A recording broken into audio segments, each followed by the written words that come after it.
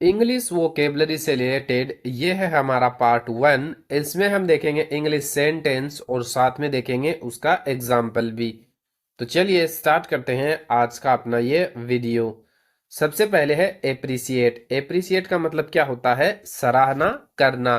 अगर इसको एग्जाम्पल में देखें तो मैं आपकी मदद की सच में सराहना करता हूं, तो इसको इंग्लिश में कैसे बोला जाएगा? I really appreciate your help. कैसे बोला जाएगा? I really appreciate your help.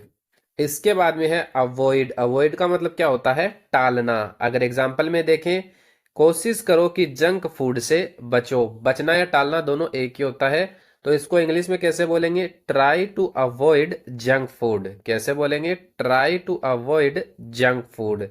इसके बाद में है बिलीव। बिलीव का मतलब होता है विश्वास करना।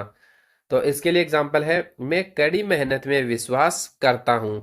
तो इसको इंग्लिश में कैसे बोलेंगे? I believe in hard work. कैसे बोलेंगे? I believe in hard work. इसके बाद में है बोरो। बोरो का मतलब क्या होता है? उधार लेना। अगर इसका एग्जाम्पल में देखें, क्या मैं तुम्हारी किताब उधार ले सकता हूं, तो इसको इंग्लिश में कैसे बोलेंगे? Can I borrow your book. कैसे बोलेंगे? Can I borrow your book. इसके बाद में है कंप्लेन। कंप्लेन का मतलब क्या होता है? शिकायत करना। तो अगर एग्जाम्पल में देखें तो इसको कैसे बोलेंगे? वह हमेशा खाने की शिकायत करता है। तो इसको इंग्लिश में कैसे बोलेंगे? He always complains about the food. कैसे बोलेंगे? He always complain about the food. इसके बाद में है डिसाइड। डिसाइड का मतलब क्या होता है? निर्णय लेना। अगर इसका एग्जाम्पल देखें, उसने विदेश में पढ़ाई करने का निर्णय लिया, तो इसको इंग्लिश में कैसे बोलेंगे? सी डिसाइडेड टू स्टडी अब्रोड। कैसे बोलेंगे? सी डिसाइडेड टू स्टडी अब्रोड। इसके बाद में है डिलीवर। डिलीवर का मतलब क्या होता है? पहुंचाना। अगर इसका एग्जाम्पल देखें, पार्सल समय पर पहुंचा दिया गया है, तो इसको इंग्लिश में हम कैसे बोलेंगे? The package was delivered on time. कैसे बोलेंगे? The package was delivered on time. इसके बाद में है एक्सप्लेन। एक्सप्लेन का मतलब क्या होता है? समझाना। अगर इसका एग्जाम्पल देखें, कृपया इस विषय को फिर से समझाइए, तो इंग्लिश में कैसे बोलेंगे? Please explain this topic again. कैसे बोलेंगे? Please explain this topic again. इसके बाद में है फॉरगिव। फॉरगिव का मतलब क्या होता है? माफ करना। अगर इसका एग्जाम्पल देखें, किसी झूठ बोलने वाले को माफ करना मुश्किल होता है, तो इसको इंग्लिश में हम कैसे बोलेंगे? It's hard to forgive someone who lied. कैसे बोलेंगे? It's hard to forgive someone who लाइड।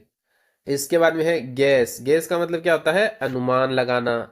अगर इसका एग्जाम्पल देखें, क्या तुम मेरी उम्र का अनुमान लगा सकते हो, तो इसको इंग्लिश में कैसे बोलेंगे? Can you guess my age. कैसे बोलेंगे? Can you guess my age. इसके बाद में है हेल्प। हेल्प का मतलब क्या होता है? मदद करना।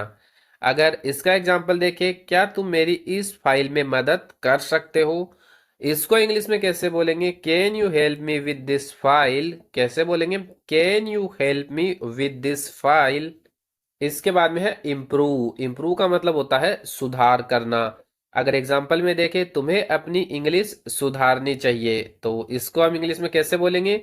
You need to improve your English. कैसे बोलेंगे? You need to improve your English. इसके बाद में है ज्वाइन। ज्वाइन का मतलब क्या होता है? शामिल होना। अगर एग्जाम्पल में देखें, क्या तुम मीटिंग में शामिल होंगे, तो इस बात को इंग्लिश में कैसे बोलेंगे? Will you join the meeting. कैसे बोलेंगे? Will you join the meeting.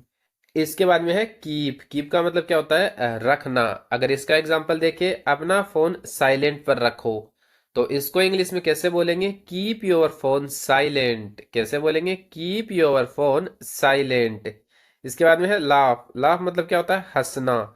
अगर इसका एग्जांपल देखें, हम उसकी बातों पर हंसे, अगर इस बात को बोले इंग्लिश में तो कैसे बोलेंगे? We laughed at his jokes. कैसे बोलेंगे? We laughed at his jokes.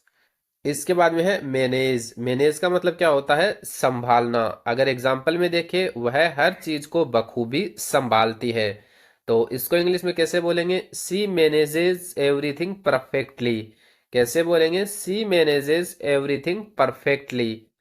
इसके बाद में है नोटिस। नोटिस का मतलब क्या होता है? ध्यान देना। अगर एग्जाम्पल में देखें, क्या तुमने उसके नए हेयर स्टाइल पर ध्यान दिया?